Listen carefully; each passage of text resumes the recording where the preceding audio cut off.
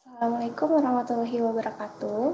Perkenalkan, nama saya Putri Alfia Aulia Ruswan dari Politeknik STI Alan Bandung, jurusan AVN.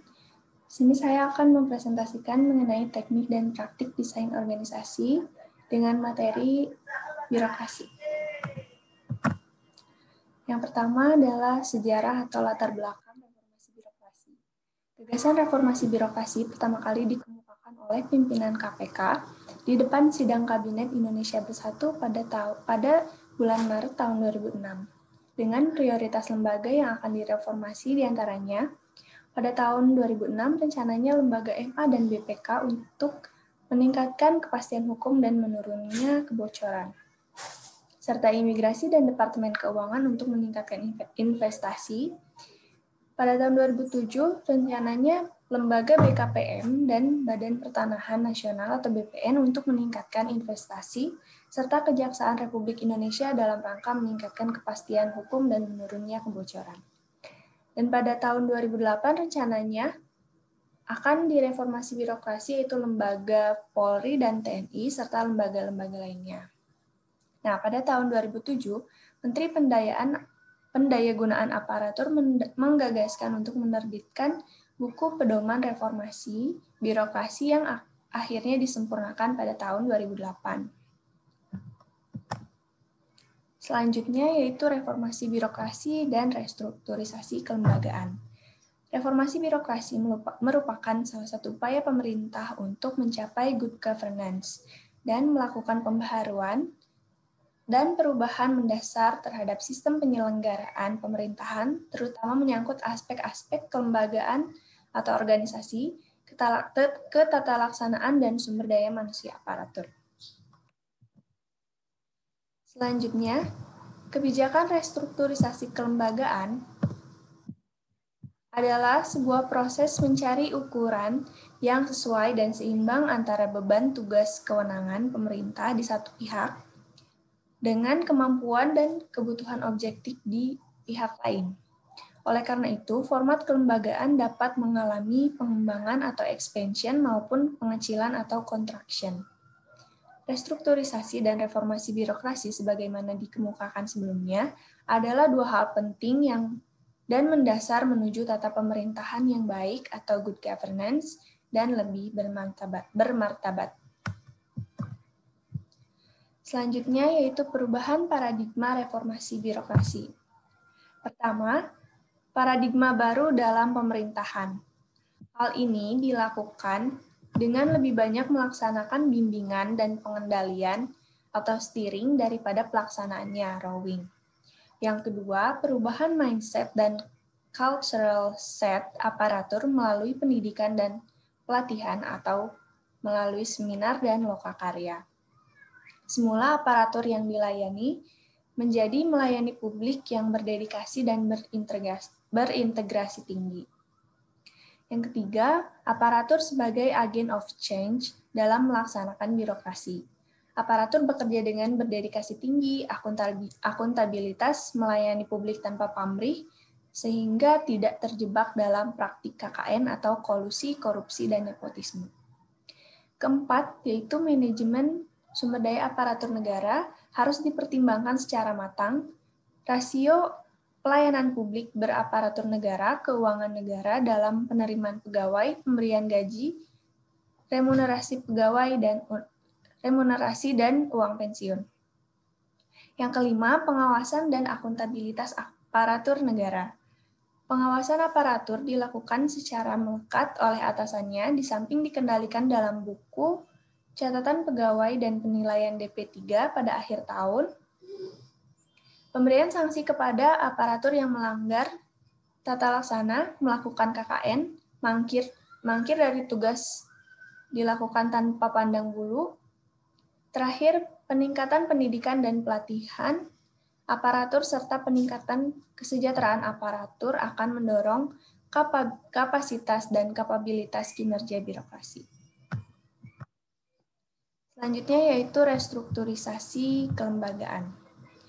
Yang pertama ada strateginya yaitu meninjau ulang dari segi tugas pokok dan fungsi, tentang kendali atau span of control, maupun tantangan yang akan dihadapi 10 sampai 20 tahun mendatang. Yang kedua, penyederhanaan tata laksana birokrasi dalam rangka meningkatkan pelayanan prima dan penyederhanaan persyaratan perizinan. Yang ketiga, pentingnya Badan Pelayanan Perizinan Terpadu atau BPPT. Badan ini diharapkan dapat mengurangi rantai birokrasi dan pungutan liar. Yang keempat, right sizing, struktur kelembagaan atau struktur kementerian atau kelembagaan dan badan dengan analisis jabatan dan beban kerja dalam suatu kementerian atau lembaga. Selanjutnya yaitu jabatan, eselonisasi, golongan, dan kepangkatan. Nah, saat ini akan saya bahas mengenai jabatan dulu. Dalam birokrasi pemerintahan dikenal jabatan karir. Ini jabatan dalam lingkungan birokrasi yang hanya dapat diduduki oleh PNS atau pegawai negeri sipil. Jabatan karir dapat dibedakan yaitu jabatan struktural dan jabatan fungsional. Jabatan struktural merupakan jabatan yang secara tegas ada dalam struktur organisasi. Kedudukan jabatan struktural bertingkat-tingkat, dari tingkat terendah, eselon 4B, hingga yang tertinggi eselon 1A. Contoh jabatan struktural di PNS pusat adalah Sekretaris Jenderal, Direktur Jenderal, Kepala Biro, staf dan staf ahli. Sedangkan contoh jabatan struktural di PNS daerah adalah Sekretaris Daerah, Kepala Dinas Badan atau Kantor, Kepala Bagian, Kepala Bidang, Kepala Seksi, Camat, Sekretaris Camat, Lurah, dan Sekretaris Lurah. Selanjutnya yaitu jabatan fungsional. Jabatan fungsional merupakan jabatan teknis yang tidak tercantum dalam struktur organisasi, tetapi sudut pandang fungsinya sangat diperlukan dalam pelaksanaan tugas-tugas dan pokok organisasi. Misalnya, auditor, jabatan fungsional auditor atau JFA, guru, dosen, dokter, perawat, bidan, apoteker, peneliti, perencana, pranata komputer, statisi, pranata laboratorium, pendidikan, dan penguji kendaraan bermotor. Nah, selanjutnya saya akan menjelaskan mengenai eselonisasi.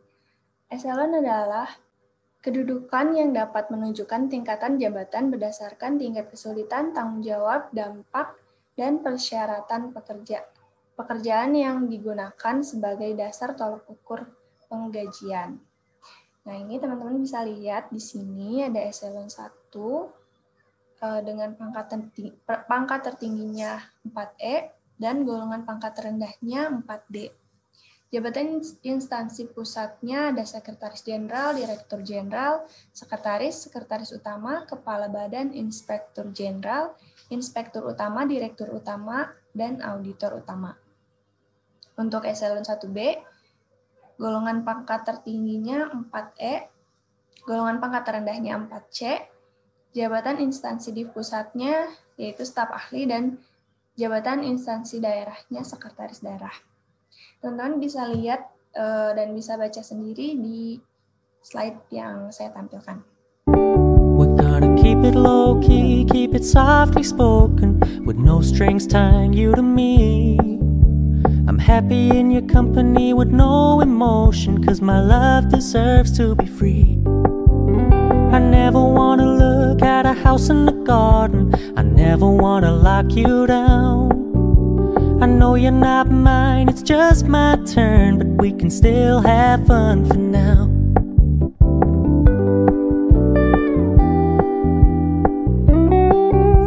Yaitu ada golongan dan kepangkatan. Golongan di sini ada 4, yaitu golongan 1, golongan 2, dan golongan 3 dan golongan 4.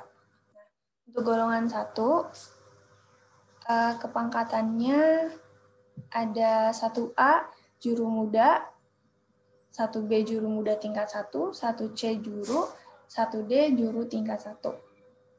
Selanjutnya yaitu golongan 2. Golongan 2A kepangkatannya pengatur muda, 2B pengatur muda tingkat 1, 2C pengatur, dan 2D pengatur tingkat 1. Golongan ketiga, golongan 3A yaitu penata muda, golongan 3B penata muda tingkat 1, golongan 3C penata, golongan 3D penata tingkat 1. Selanjutnya yaitu golongan 4A, kepangkatannya pembina, golongan 4B pembina tingkat 1, golongan 4C pembina utama muda, golongan 4D pembina utama madya, dan golongan 4E pembina utama. Nah, selanjutnya yaitu isu strategis mengenai pemangkasan eselon 3, 4, dan 5. Menteri Pendayagunaan Aparatur Negara dan Reformasi Birokrasi, Pak Cahyokumolo, menjelaskan alasan pemerintah akan menghapus jabatan eselon 3, 4, dan 5 di seluruh instansi. Pemangkasan jumlah pejabat eselon tersebut sebelumnya sudah disetujui oleh Presiden Jokowi saat pelantikannya bersama Wapres Kiai Haji Ma'ruf Amin pada 20 Oktober 2019.